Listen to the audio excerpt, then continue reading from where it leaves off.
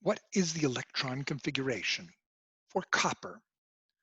29 protons, symbol Cu. Now, we all learn originally what's called the strict aufbau, German word for filling order. And this is a settlement that step by step electrons build from 2, 6, 10, 14, or greater. And this is an abstract numeric based. I'm going to show you this method, and then I'm going to show you alternative methods. So aufbau has strict rules.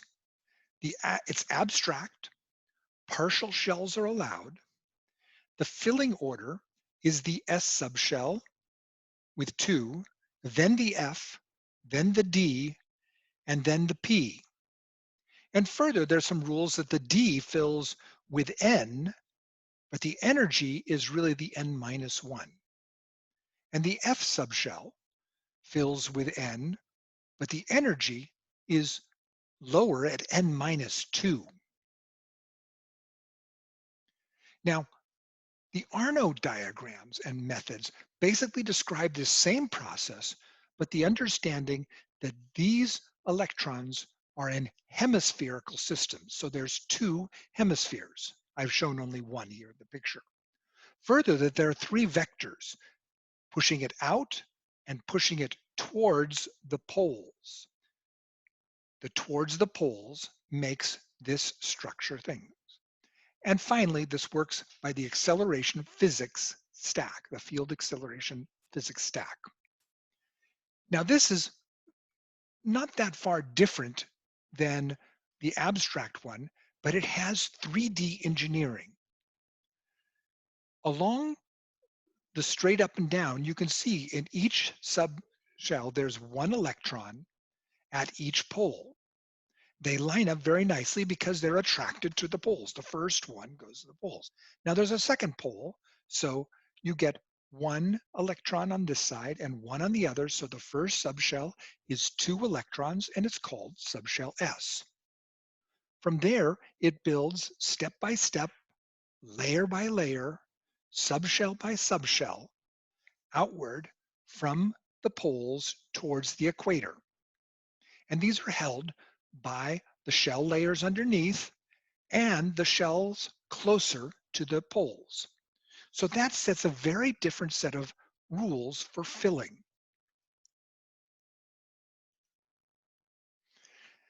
That is, you're going to end up with 3D engineering rules. First, there's 2 hemispheres. So everything times 2 in poly pairs is really about hemispheres. Further, only full shell subshells are allowed. There are no partials. Now this follows from the logic of the cylinder surface from Bose's 1924 Nobel Prize-winning work as interpreted by me. Fourth, there is a transitional equatorial subshell of 3. Now, whenever you get to odd counts, this extra one can fit 3, an odd number, when you have all those 2 hemisphere even number counts. So the odds become exceptions, and it handles that by fitting 3 in tightly at the equator. Further, there's a preference order. Obviously, you're trying to fit as tight as possible for each of the full rings, but also you're trying to get the poles first versus later to the equators. So finally, the polar layers will align and the off-axis will interlace. So in this way, as you saw in the prior thing, the length here is a little bit bigger than the equatorial distance because these can interlace with the 2 hemispheres offset by a half phase. So it's the same, it's a divided distance. So this one is closer and thereby takes more energy to eliminate. So the energy of this is layer 7, say, layer 7, but this one is more like a layer 6, and the distance here is more like the layer 5, which is exactly what we find in the abstract world. But now we have a system built upon an actual hemispherical 3D engineering model. So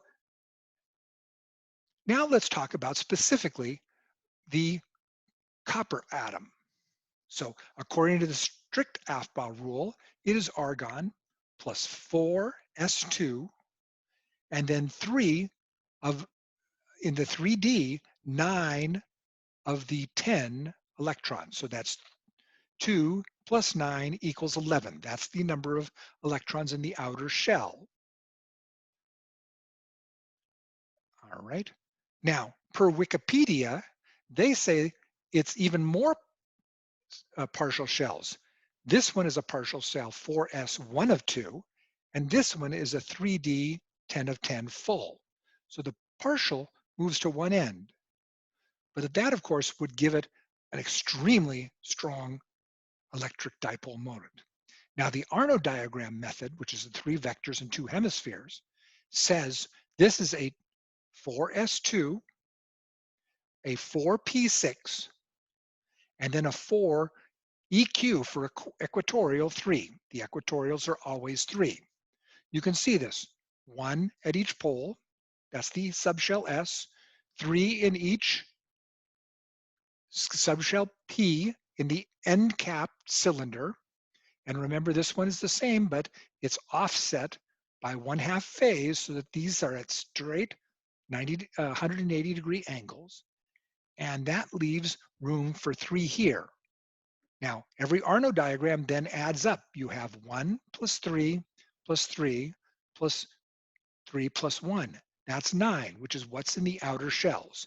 This is the diagram that works for all subshell 4 or subshell 5 electron sets. As such, this is better than the Lewis diagram because you can actually start to see the 3D structure, understanding that in reality it still is something like this. Thank you.